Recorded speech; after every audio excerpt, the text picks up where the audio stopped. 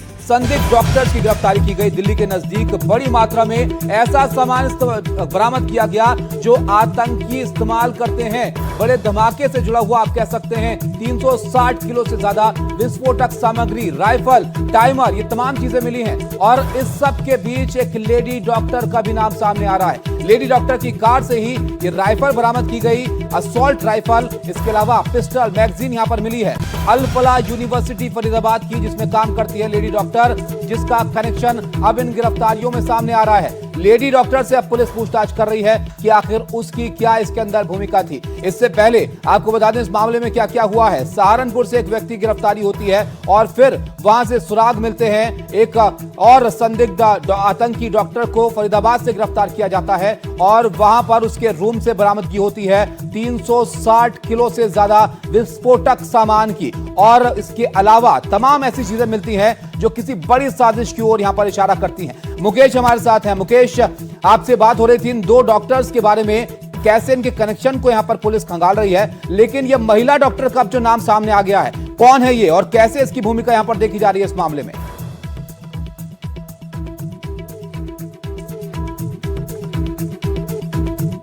Doctor का role क्या है, उसकी गाड़ी जो बरामद हुई है, जिस गाड़ी को मुजम्मिल शकील इस्तेमाल कर रहा था वो गाड़ी बरामद हुई है और गाड़ी के अंदर से असॉल्ट राइफल, 84 कारतूस और 3 मैगजीन बरामद हुई हैं। इसीलिए इस लेडी डॉक्टर से पूछताछ चल रही है कि क्या ये लेडी डॉक्टर इस टेरर ग्रुप में शामिल थी और इसका मुजम्मिल शकील से क्या कनेक्शन है, या फिर इसको इस पूरे टेरर ग्रुप के बारे में कोई जानकारी नहीं थी। तो लेडी डॉक्टर से पूछताछ चल रही है। अब तक 4 डॉक्टरों के नाम इस पूरे मामले में सामने आ चुके हैं, जिसमें 2 डॉक्टर गिरफ्तार हुए हैं। एक आदिल है जिसको सहारनपुर से पकड़ा गया है। दूसरा जो डॉक्टर है वो है मुजम्मिल शकील, जिसको फरीदाबाद से गिरफ्तार किया गया है। और 2 डॉक्टरों के नाम और सामने आए हैं जो भागे हुए हैं, एब्सकॉन्ड हैं। और एक लेडी डॉक्टर है जिससे लगातार पूछताछ चल रही है। इस वक्त मैं खड़ा हूं फरीदाबाद के फतेहपुर तगा गांव में। यहां पर आप देख सकते हैं कि जो मेरे पीछे घर है, ये सामने वाला घर है। इस घर में एक मौलवी रहता है। इस घर में पिछले 2 घंटे से जम्मू कश्मीर पुलिस और साथ में जो फरीदाबाद पुलिस है, दोनों की ज्वाइंट छापेमारी चल रही है। और आप देख सकते हैं कि आसपास जो पुलिसकर्मी हैं वो आपको यहाँ पर खड़े हुए दिखाई देंगे। तो हमें आगे जाने से मना किया गया है, लेकिन पिछले 2 घंटे से ये जो घर है मौलवी का, इसके यहाँ छापेमारी चल रही है।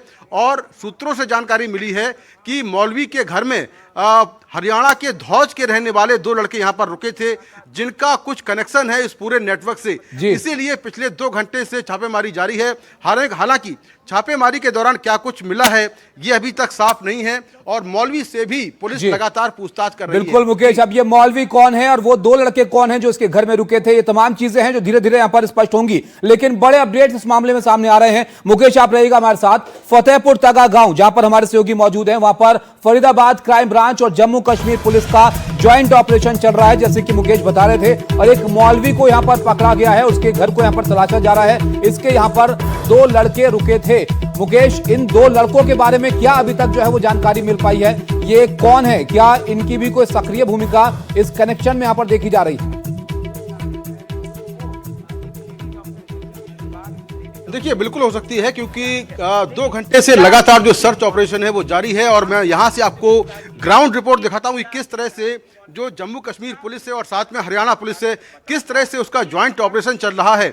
और ये जो सामने घर है ये मौलवी का है, जहाँ पर पिछले 2 घंटों से लगातार छापेमारी जारी है। और जहाँ पर मैं खड़ा हूँ इसके पास ही अल सफा यूनिवर्सिटी है, जहां पर मुजम्मिल शकील पढ़ाई कर रहा था। पिछले 3 सालों से वहां पर पढ़ रहा था। और यूनिवर्सिटी के पास ही एक मकान है।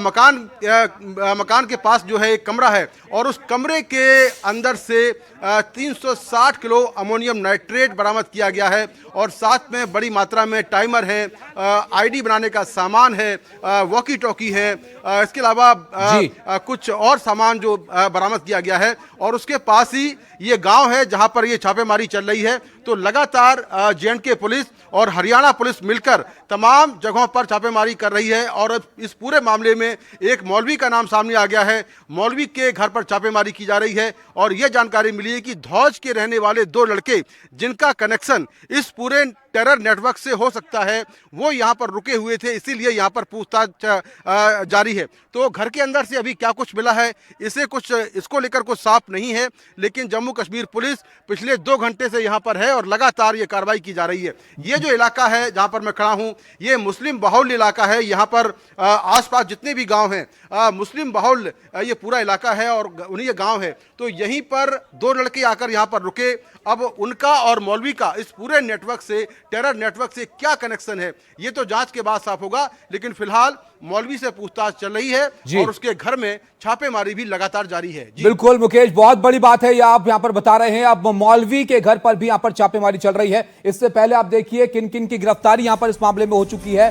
संदिग्ध आतंकी मोहम्मद मुजम्मिल, जिसका कनेक्शन में अब ये बरामदगी यहां पर की गई है। क्या क्या बरामद हुआ है वो भी हम आपको बताएंगे, लेकिन कहां कहां पर ये जो कनेक्शन है इस डॉक्टर वाले आतंकियों के नेटवर्क का, उसको तलाशा जा रहा है। गुजरात, जहां पर आतंकी सुलेमान सुहेल को गिरफ्तार किया गया। इसके अलावा आप देखिए तेलंगाना, जहां पर आतंकी मोहम्मद मोहिउद्दीन को गिरफ्तार किया गया। इसके अलावा एक और जगह जम्मू कश्मीर, जहां पर आतंकी डॉक्टर आदिल, जिससे कनेक्शन जुड़ता है ये मुजम्मिल का। और उसके बाद फिर क्या बरामद होता है, फरीदाबाद से 360 किलो विस्फोटक बरामद हुआ है। इसके अलावा जम्मू कश्मीर और हरियाणा में पुलिस ने बरामदगी की है बड़ी तादाद में। आदिल, जिसको यहां पर पकड़ा गया जम्मू कश्मीर से, इसके बारे में आपको बता रहे हैं, इसकी ही निशानदेही पर यह फरीदाबाद से बरामदगी की गई है। और जो छापे वहां पर हुए उसमें असॉल्ट राइफल, गोला बारूद, इसके अलावा यहां पर टाइमर तक मिले हैं, जो आप सोचिए बम बनाने की तैयारी यहां पर पूरी रखती है। आरोपी डॉक्टर का नाम मुजम्मिल है, जो कि फरीदाबाद में था। मुजम्मिल ने ही सारा सामान यहां पर स्टोर करके रखा था, जिसमें क्या क्या था, 360 किलो विस्फोटक, असॉल्ट राइफल, 3 मैगजीन,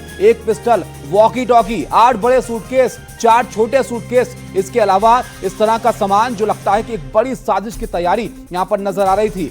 मुकेश, ये अलग अलग जगहों से जो नाम सामने आए हैं, इसमें कनेक्शन क्या है ये भी आप यहाँ पर बताइएगा। उस बीच एक और बड़ा अपडेट आपको यहाँ पर दे दें। इस मामले में फरीदाबाद से 360 किलो विस्फोटक मिला है, जैसे कि हमने आपको यहाँ पर बताया। अलग अलग राज्यों से इस पूरे नेटवर्क के जो कनेक्शन यहाँ पर जुड़ते हुए नजर आ रहे हैं, उसमें ये बड़ा अपडेट, बड़ा डेवलपमेंट है। यहाँ पर फरीदाबाद से बड़ी बरामदगी की गई है। क्या क्या मिला यहाँ से, ये आपको वहाँ के जो कमिश्नर हैं उन्होंने जानकारी दी, इसके बारे में वो दिखाते हैं। जैसे ये पिछले कुछ दिनों से फरीदाबाद पुलिस, हरियाणा पुलिस और J&K पुलिस का एक जॉइंट ऑपरेशन जारी था और ये अभी भी जारी है। मैं ये बताना चाहूँगा, ऑपरेशन अभी भी जारी है, जिसके अंतर्गत एक एंटी टेरर मॉड्यूल पे काम करते हुए हमारी दोनों की जॉइंट टीम ने यहाँ पे जो है काम किया, जिसके अंदर एक एक्यूज को पहले यहाँ से पकड़ा गया था, जिसका नाम है डॉक्टर मुजम्मिल। और इस पे आगे कार्रवाई करते हुए जो है कल जो है रेड्स की गई, और जिसमें रेड्स के दौरान यहाँ पे लगभग 360 kg के आसपास इन्फ्लेमेबल मटेरियल है, जो कि संभावित अमोनियम नाइट्रेट है। मैं क्लियर करना चाहूंगा कि इट इज नॉट RDX। मैं इस बात को क्लियर करूंगा क्योंकि कई जगह ये चल रहा है, तो मैं क्लियर करना चाहूंगा इट्स नॉट RDX। तो ये इन्फ्लेमेबल मटेरियल है। इसके अलावा कई और ऐसा सामान जो टेरर एक्टिविटीज में जिनका संभावित इस्तेमाल किया जा सकता है, जैसे टाइमर्स, लगभग 20 टाइमर्स विद बैटरीज 4, और इसके अलावा कुछ अन्य सामान है जो है यहाँ बरामद किया गया है।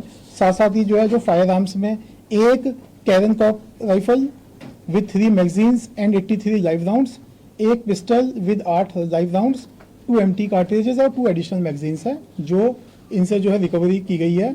और इसके अंदर जो है अभी जो है कार्रवाई जो है दोनों की हमारी ज्वाइंट पुलिस की कार्रवाई जो है जारी है। तरफ से जानकारी दी गई, क्या क्या यहाँ पर बरामद किया गया। बीजेपी की तरफ से प्रेस कॉन्फ्रेंस की जा रही है, वो सुन लेते हैं। और हम जानते हैं कांग्रेस का तो इतना सॉफ्ट कॉर्नर रहा है आतंकवाद के प्रति, इतना नरम दिल रहे हैं वो आतंकियों के प्रति, कि कभी वो JNU में अफजल समर्थकों और टुकड़े टुकड़े नारे लगाने वाले लोगों के साथ राहुल गांधी खड़े हो जाते हैं, कभी याकूब मेमन जिसको सुप्रीम कोर्ट फांसी की सजा देती है तो उसके लिए पैरवी करते हैं महाराष्ट्र के कांग्रेस के मंत्री, कभी ओसामा बिन लादेन को ओसामा जी और हाफिज सईद को हाफिज सईद साहब यह कहने का काम कांग्रेस पार्टी करती है। जब बाटला हाउस एनकाउंटर में आतंकी मारे जाते हैं तो सोनिया गांधी बाटला हाउस आतंकियों के लिए फूट फूट कर रोती है, यह काम करते हैं कांग्रेस वाले। और पाकिस्तान से जुड़े हुए आतंकी जो 26/11 के पीछे थे, जो समझौता ब्लास्ट के पीछे थे, उनको भी क्लीन चिट देने का काम अगर किसी ने किया है तो वो कांग्रेस की सरकार और कांग्रेस के नेताओं ने किया है। तो इसीलिए आज कांग्रेस की ये जो नई गारंटी सामने आई है ना, कर्नाटका में कांग्रेस की नई गारंटी है, और वो नई गारंटी का नाम है प्रिजन बना पार्टी हाउस गारंटी। उस नई गारंटी का नाम है कि जेल में होगा जलवा और जलसा मॉडल वाली गारंटी। कांग्रेस पार्टी अपराधी, आतंकी और बलात्कारी को कैसे बचाती है और कैसे उन्हें वीवीआईपी बनाती है, उसका आज प्रमाण सामने आ चुका है। हम तो बेटी बचाओ, बेटी पढ़ाओ, बेटी को आगे बढ़ाओ की बात करते हैं। कांग्रेस पार्टी बलात्कारी को वीवीआईपी बनाओ, आतंकी का जलसा कराओ और अपराधियों के लिए पार्टी हाउस बनाओ, इस स्कीम और गारंटी के तहत काम करती है। आज आपने देखा होगा कि जो कर्नाटका के भीतर से जो वहां पर परपन्ना अग्रहारा सेंट्रल जेल है, वहां से कुछ वीडियोस सामने आए हैं और मैं आपको एक एक करके वो वीडियोस भी दिखाना चाहता हूं और वो कौन है जिसके वीडियोस सामने आए हैं उनके बारे में भी बताना चाहता हूं। पहला वीडियो आया है और वो वीडियो है जुहाद हमीद शकील मन्ना। ये वीडियो है और इसमें आप देख सकते हैं कि कैसे एक आतंकी जो आईसिस का रिक्रूटर है, उसका नाम है जुहाद हमीद शकील। ये आईसिस का ऑपरेटिव रिक्रूटर, इसका काम था कि भोले भाले नौजवानों को रेडिकलाइज करके उन्हें आईसिस के लिए लड़ने के लिए सीरिया से लेकर बाकी जगहों पर भेजने, और इस लक्ष्य को लेकर कई सारे युवाओं को कर्नाटका से और अलग अलग स्टेट से कम 10 से 15 लोगों को इस आतंकी रिक्रूटर ने रिक्रूट करके विदेश भेजने का काम किया ताकि वो आईसिस के लिए, इस्लामिस्ट जिहादियों के लिए लड़ाई लड़ सके 2016 और 20 के बीच में। एनआईए ने क्रैकडाउन किया इस आतंकी पर, इसको गिरफ्तार किया। इसके ऊपर यूएपीए लगा है, इंडियन पीनल कोड की गंभीर धाराएं लगी है, waging war against the nation ये धारा भी लगी है। और ऐसे आतंकी को हाई सिक्योरिटी जोन में रखने की आवश्यकता थी, परंतु आप देख सकते हैं कि कांग्रेस पार्टी ने इस आतंकी को मोबाइल फोन का एक्सेस दिया है, टेलीविजन का एक्सेस दिया है और खुले तरीके से वो जेल में बैठकर वहां से फोन लगा रहा है और लोगों से संपर्क कर रहा है।